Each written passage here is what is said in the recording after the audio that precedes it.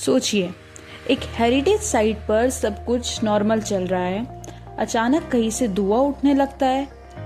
ऐसे समय में हर सेकंड कीमती होता है। तो आज हम सीखेंगे कि आग लगने पर एक रक्षक का पहले कर्तव्य क्या होता है। पुराने धरोहर में सूखी लकड़ी, पुराने पर्दे और बिजली की वायरिंग होती है, इसलिए यहाँ आग का खतरा और भी ज्यादा होता है। लेकिन याद रखिए, आग से भी ज्यादा खतरनाक लोगों की घबराहट और भगदड़ होती है। शुरू में 1-2 मिनट ही सबसे महत्वपूर्ण होते हैं। हर आग के पीछे 3 चीजें होती है: फ्यूल, हीट और ऑक्सीजन। लकड़ी या कपड़े फ्यूल है, चिंगारी हीट है और हवा ऑक्सीजन देती है। इन तीनों में से किसी एक को हटा दीजिए तो आग अपने आप बुझ जाएगी।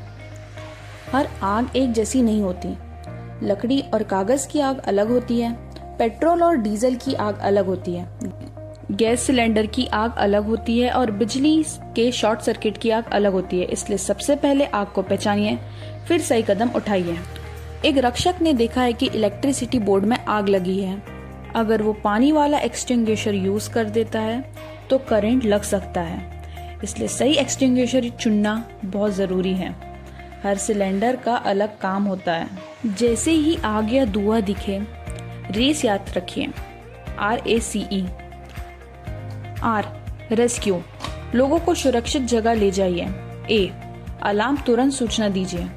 C, कॉन्फाइन दरवाजा बंद करके आग को फैलने से रोकिए। E, एक्सटिंग्विश, अगर आग छोटी है तभी एक्सटिंग्विशर का इस्तेमाल कीजिए।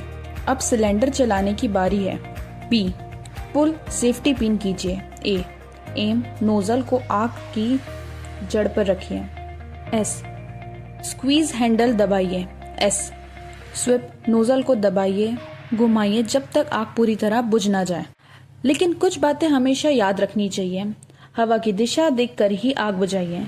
CO2 एक्सटिंग्विशर खुली हवा में काम करता है। और अगर आग बहुत बड़ी हो चुकी है तो हीरो बनने की कोशिश मत कीजिए, तुरंत बाहर निकलिए और मदद बुलाइए।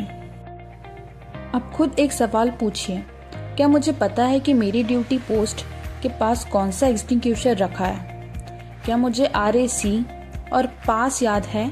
क्योंकि इमरजेंसी के समय तैयारी ही सबसे बड़ी सुरक्षा होती है। याद रखिए, फायर ट्रायंगल, RAC प्रोटोकॉल और पास टेक्निक, ये 3 चीजें हैं आग के समय आपकी सबसे बड़ी ताकत है। एक शांत और तैयार रक्षक ही हजारों लोगों की एक अनमोल धरोहर की जान बचा सकता है। धन्यवाद।